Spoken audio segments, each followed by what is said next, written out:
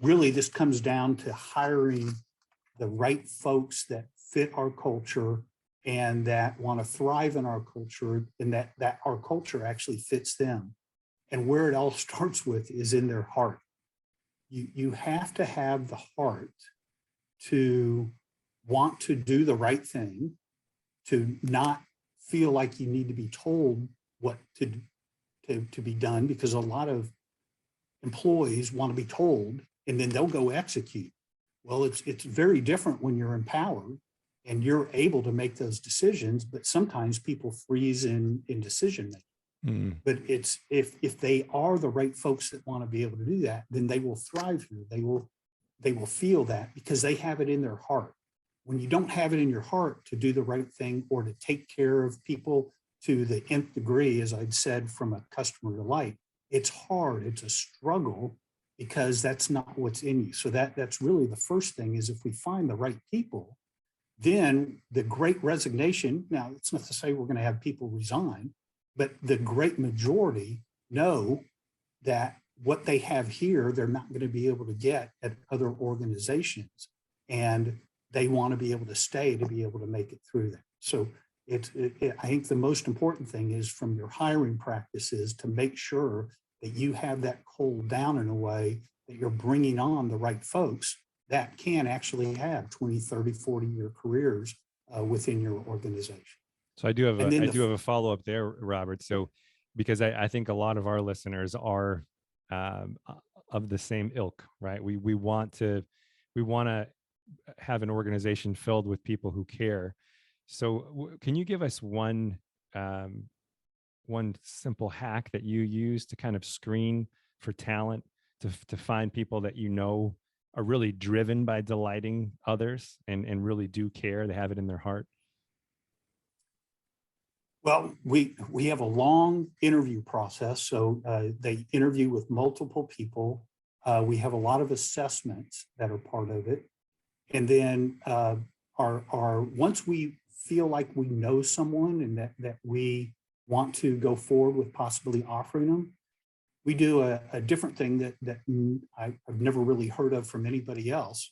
We actually go interview their key influencer, and that's generally their spouse or significant other.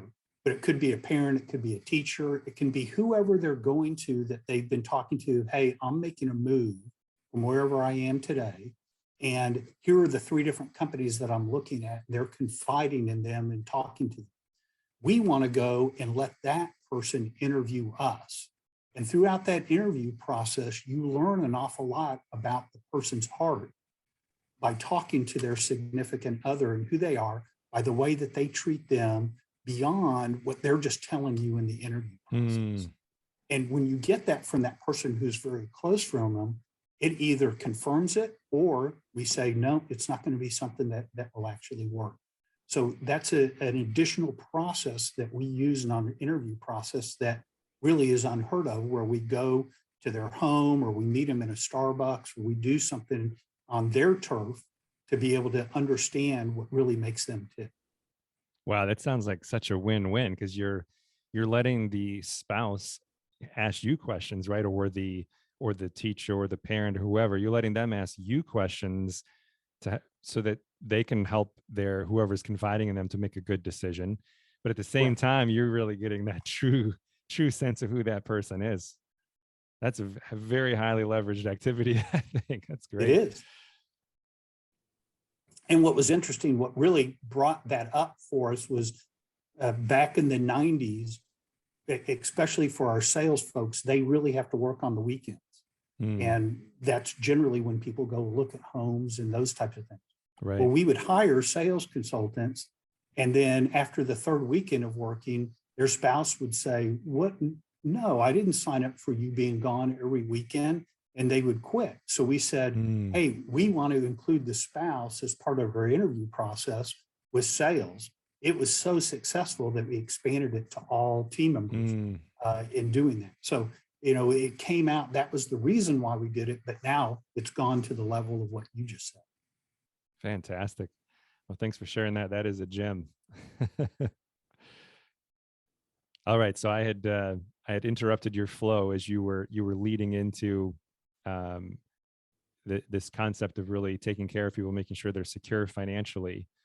But you were leading into that with how there's an initial focus on making sure you're getting the right people as well. Right. So a lot of the things that we've done, and some of these are because we're a private company and we're able to provide different avenues for our folks to be able to do that. But some of just the basic things is that we have profit sharing within the organization.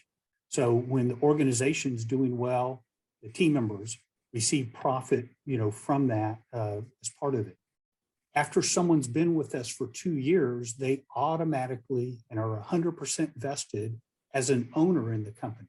So they actually start receiving shares every year on the company. Now, you say shares, well, it's a private company. Well, we actually have a third party that goes out and markets our organization that would be just like shares on the market and prices that for us. And team members receive those shares from that go into a retirement vehicle that are there for them.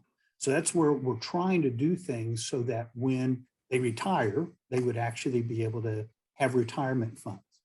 We made a change 7-8 years ago where we moved our match in our 401k to up dollar for dollar up to 8%. Unheard of. A lot of organizations, it's 6% is the max. Right. And sometimes it's 50 cents on the dollar up to 6%.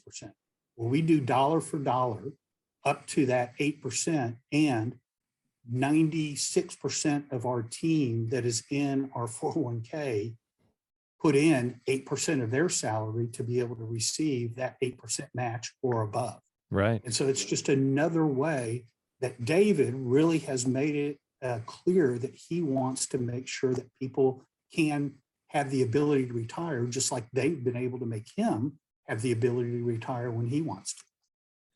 Now, just to step back for a moment, again, I think most, if not all of our listeners want to really build an organization of care.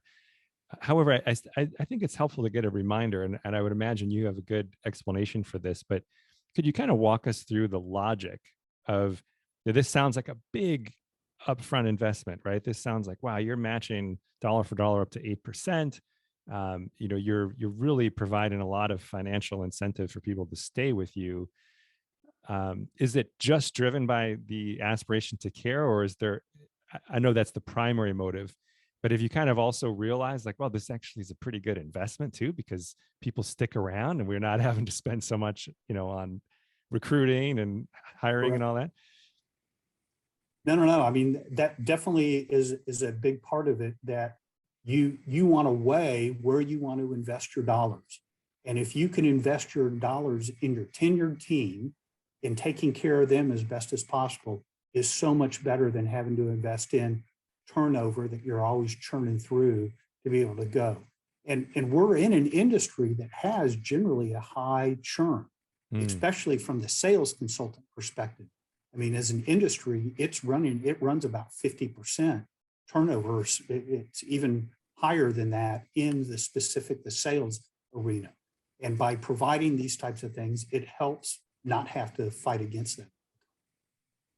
Fantastic. Yeah, that's something I think, there's a lot of intangibles that go into turnover, right? And, you could just say, well, there's the cost of recruiting, there's the cost of putting managers through the hiring process.